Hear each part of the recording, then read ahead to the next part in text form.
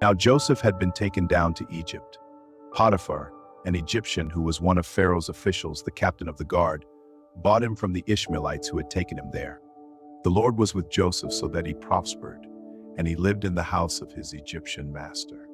When his master saw that the Lord was with him and that the Lord gave him success in everything he did, Joseph found favor in his eyes and became his attendant. Potiphar put him in charge of his household, and he entrusted to his care everything he owned. From the time he put him in charge of his household and all that he owned, the Lord blessed the household of the Egyptian because of Joseph. The blessing of the Lord was on everything Potiphar had, both in the house and in the field. So Potiphar let everything he had in Joseph's care. With Joseph in charge, he did not concern himself with anything except the food he ate. Now Joseph was well built and handsome, and after a while his master's wife took notice of Joseph and said, "Come to bed with me." But he refused. "With me in charge," he told her, "my master does not concern himself with anything in the house. Everything he owns he has entrusted to my care. No one is greater in this house than I am. My master has withheld nothing from me except you, because you are his wife. How then could I do such a wicked thing and sin against God?"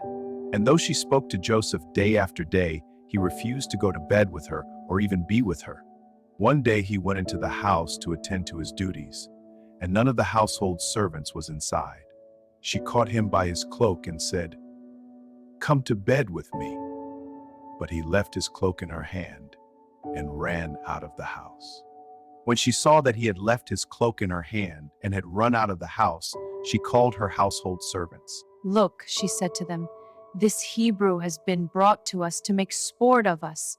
He came in here to sleep with me, but I screamed. When he heard me scream for help, he left his cloak beside me and ran out of the house." She kept his cloak beside her until his master came home. Then she told him this story. "That Hebrew slave you brought us came to me to make sport of me. But as soon as I screamed for help, he left his cloak beside me and ran out of the house."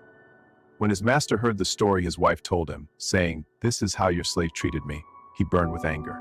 Joseph's master took him and put him in prison, the place where the king's prisoners were confined. But while Joseph was there in the prison, the Lord was with him. He showed him kindness and granted him favor in the eyes of the prison warden. So the warden put Joseph in charge of all those held in the prison, and he was made responsible for all that was done there. The warden paid no attention to anything under Joseph's care, because the Lord was with Joseph and gave him success in whatever he did.